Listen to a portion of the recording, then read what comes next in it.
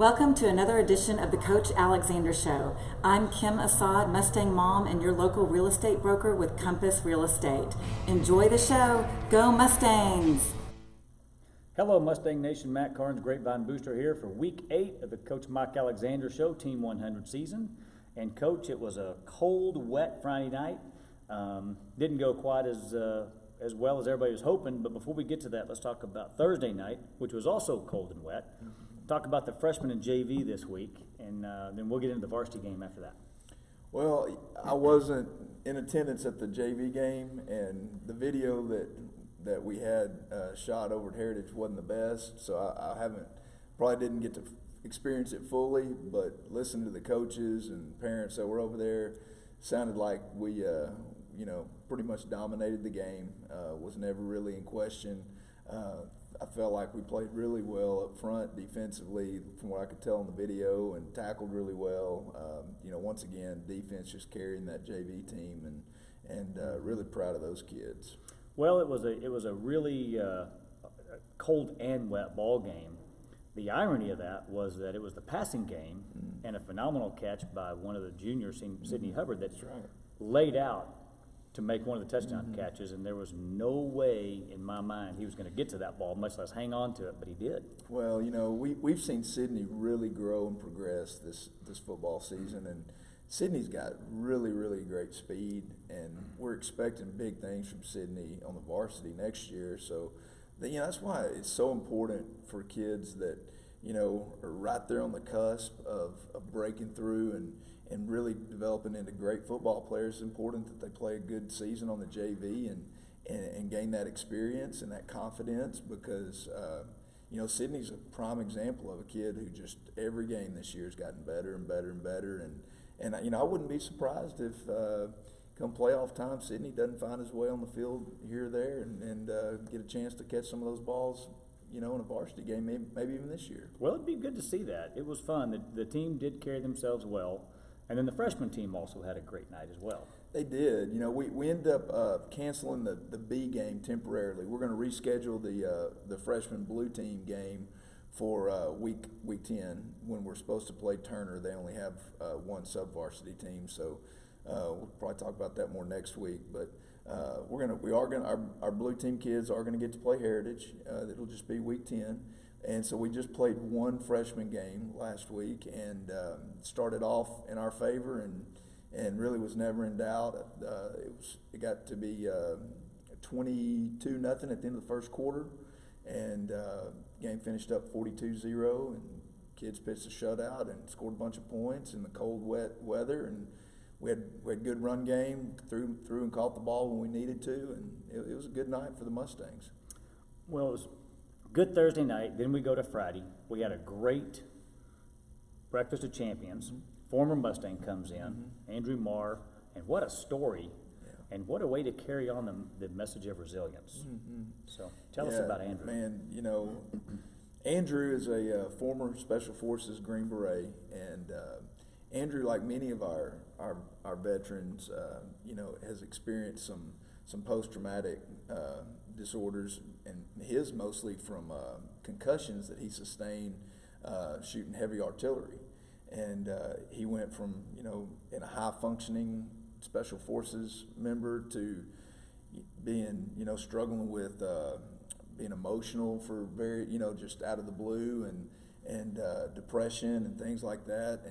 But thanks to people that love him and cared about him, mainly his parents and local parents that still live in our community and were there in attendance, they helped him seek help, and they helped him break through and recover from all this. And now he lives a high functioning life and has 7 kids, he said, which is amazing. I thought it was up to 9, which is nine. Going to be a whole nother level of stress he's going to learn how to deal with. But no, what a great inspirational story Andrew gave us, and so man, we're like I said or say before, we're blessed in this community to be surrounded by people that can come in and speak life into our kids and give them some wisdom.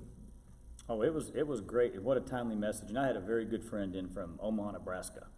And so I was really happy that message came on the day he was here on the rivalry week, I can't tell you how many times I heard him say, wow, so this is Friday Night Lights. This is how it's done in Texas. Right. And I said, to a degree, yes. Breakfast of Champions is unique. Yeah. That's ours. But the rest of it, Friday night, even with the bad weather, he was very impressed with Friday Night Lights. So I'm glad we gave him a good dose of that. So you had that. That worked out good. Of course, Andrew talked about resilience, which is on topic because after Friday night, your team's going to get to learn some more resilience. So tell us about Friday night. Well, I think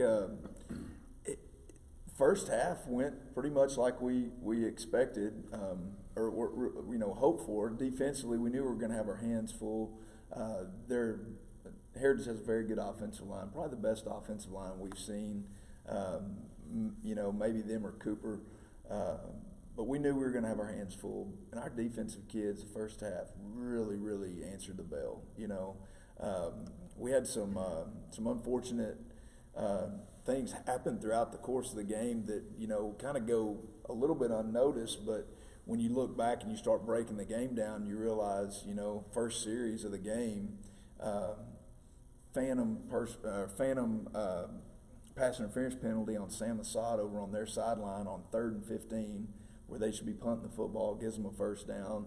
Then they end up going down and scoring to make it 7-0. Our kids answer with a long touchdown pass to Tejada, and then they get a field goal late and in the first quarter. But I thought our kids the first half were in the fight and playing really well, and then after halftime, we kind of didn't move the ball early like we wanted to, and defense was on the field a lot.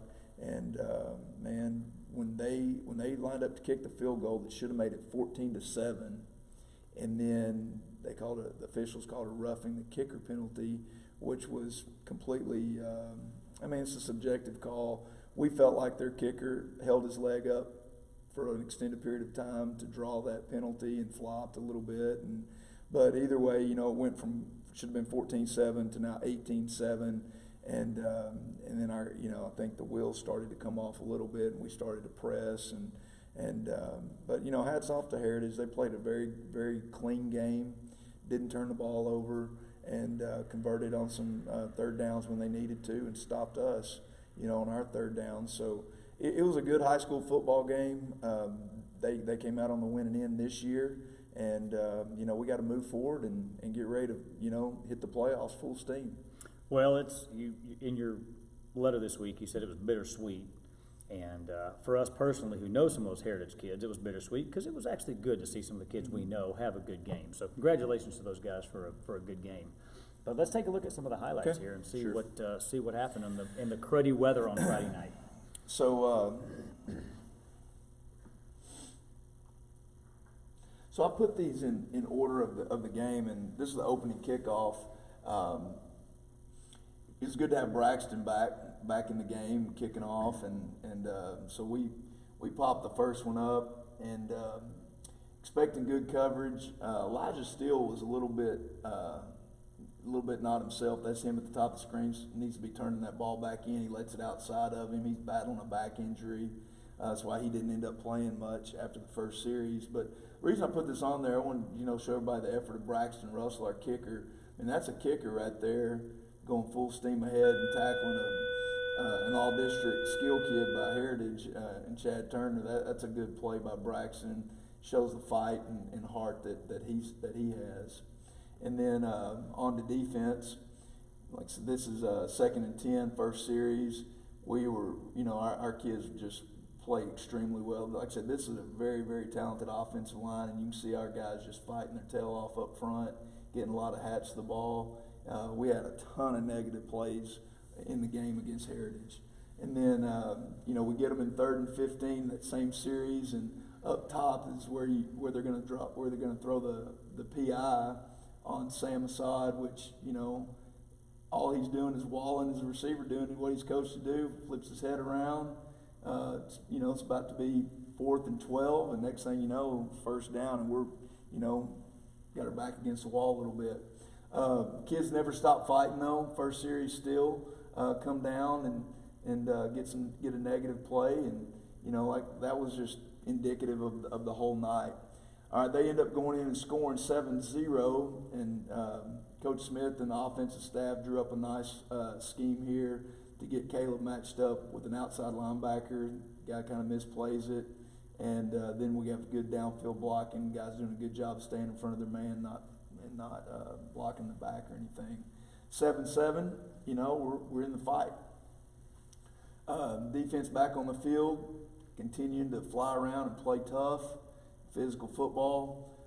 Coach Anel draws up a little bit of a blitz into the run game right there, gets them to 4th down, forces a punt. So, you know, we're doing what we need to do. We're making plays. Actually, they don't punt it. I forget they go for it here on 4th down. But good sound defense on 4th down.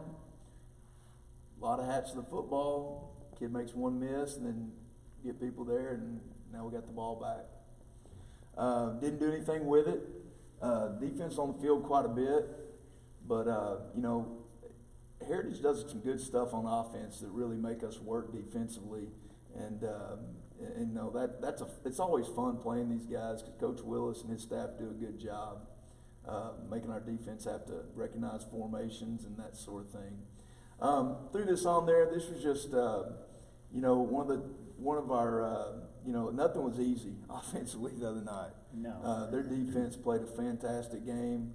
They were running and hitting, doing a great job. But you know, third and 7, just outstanding effort by Jacob Edwards here to get open and find a way to get the first down. Good job by Austin to keep his eyes downfield. Mm-hmm. Defense back on the field, and this is one of the other. You know, they do a lot of unbalanced motion, and our kids handled it really well for the most part, considering we had a bunch of young safeties that were having to make adjustments and do some things. I was proud of them. This is Tanner Samuels getting his hands on a ball that could have been a touchdown. It's been good having Tanner back in the lineup. Offense, 4th down. This was right before half. Go for it on 4th. You know, we dropped 2.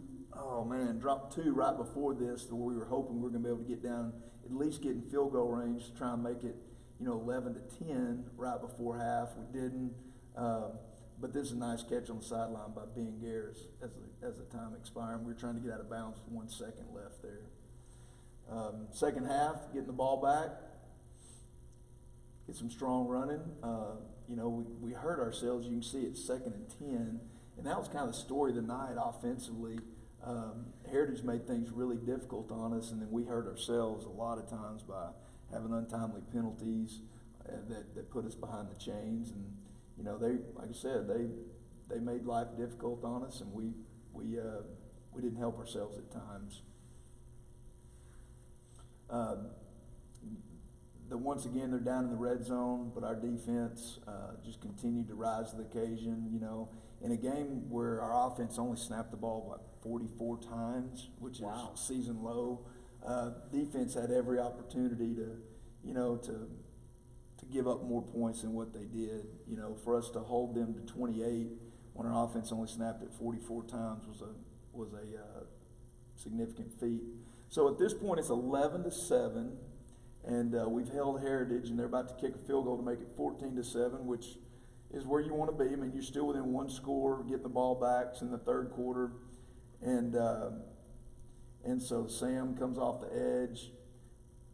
You can see the kicker kind of holds his leg up there, and you know, and draws the penalty. And you know, I don't fault Sam for that. He's playing hard, doing what he's coached to do. That's just unfortunate. And then they went ahead and punched it in there and make it 18-7. And defense at this point, we're just thinking we got to make a play. You know, we got to find a way to get our hands on a football and keep our team in the game. Dylan Hohenberger, sophomore, had a lot of things asked of him in this game because of his position he played and having to adjust to different formations. It's just a fantastic play, preventing a touchdown pass right there. Keegan Courtney was another player that made a huge impact on the game, number 26. another sophomore, just really flying around and being active and helping his teammates. Really excited about him and our young guys as well.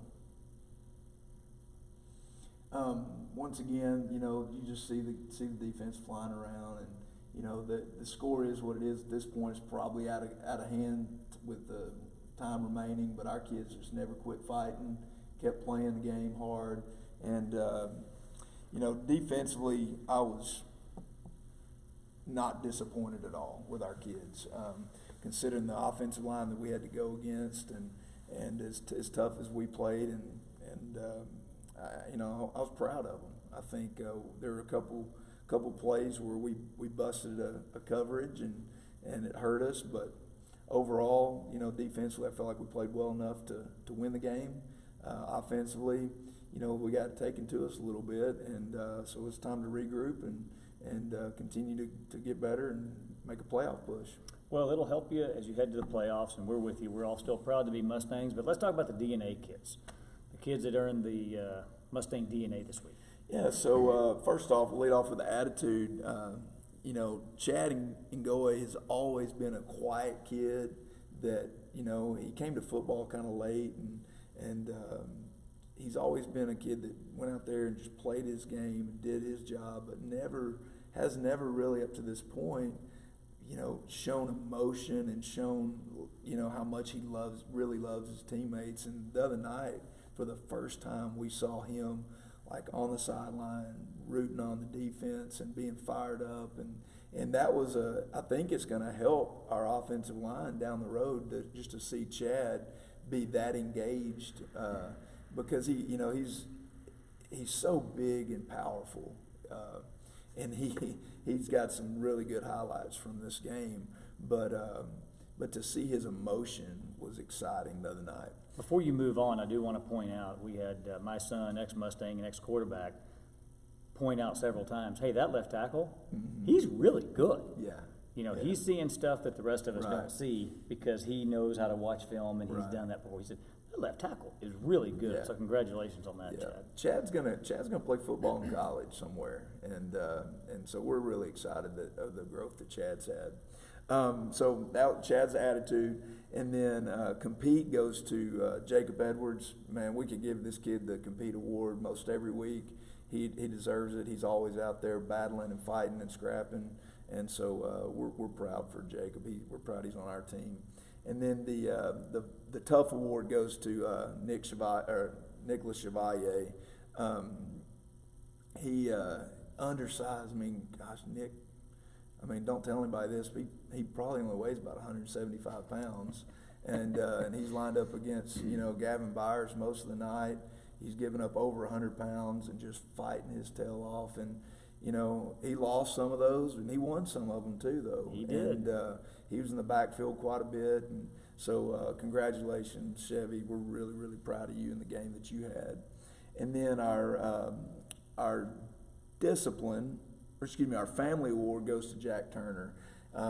Jack Turner had surgery on his hand like 2.5 weeks ago and did everything in his power to get cleared to play in that football game, probably against doctor's better judgment, but but just the fact that Jack was going to do whatever he could to be there for his teammates and play in that game, we definitely honored to give Jack the family award. Well, it's always good to see 4 out there because he's pretty active. He's our leader on defense. Yeah, he makes some plays. Yeah, and then our discipline award goes to Dylan Hohenberger. Dylan's a sophomore, weak safety for us, and he had a lot on his plate, getting everybody lined up and making sure we were in the right calls, and he did a good job all night long, and he grew up a ton in that game. And then our fight award goes to Keegan Courtney, and the other sophomore safety, playing in the biggest game he's played in his young career. Played super, didn't miss tackles, lost some leverage a couple times, and he'll learn from that and grow from it. But super proud of those 2 young kids. Well, congratulations to all of this week's Mustang DNA winners. Moving on now, we go to week 9. I can't believe we're already talking about week 9. But here we go. It's Denton Ryan week. It's a Thursday night varsity game, so freshmen and JV move up to Wednesday night. Tell us about the JV and the freshman game this week. So our freshmen will be on the road. They'll be at Billy Ryan High School in Denton. They have a stadium, like a campus stadium, much like at Heritage, and that's where they'll play. Blue team 5:30, red team at 7. Should be a great game. And then our JV blue will be at home at 5:30 at Mustang Panther, and our JV red will be at home at 7 at Mustang Panther, both against both against Ryan. Okay, and then Thursday night, 7 o'clock, varsity goes on the road. They're at the Collins Complex up on the north side of Denton, That's up right. on 1500 Long Road in Denton. So Mustang Nation, it's Thursday night, but we still need you there. So come on, and don't forget men. Breakfast of Champions will be Thursday morning this week, so make sure you're there Thursday morning this week. And anything else you want to add before we get ready for week 9? No, it's a great opportunity for our team. You know, it's not every week you get to go play I think they're number 3 team in the state AP poll. You know, we've now played the number 8 team in the state in the AP poll in Cooper. We got number 3 team this week. We scrimmaged the number 1 team in the 4A D1 poll in Argyle. So we played some really good competition, and so we're excited. It's a good opportunity for our kids to go test their mettle against, you know, arguably the best in the state. Well, and they get to practice resilience, which Dr. Ryan talked about a couple of weeks ago, and which Andrew Marr talked about this week. So That's right. we'll see how they do Thursday night. Men, see you Thursday morning at 7 at the Field House. Mustang Nation, we'll see you 7 o'clock Thursday night up in Denton. Thanks for watching the Coach Alexander Show. For all your real estate needs, you can visit me at compass.com. Go Mustangs!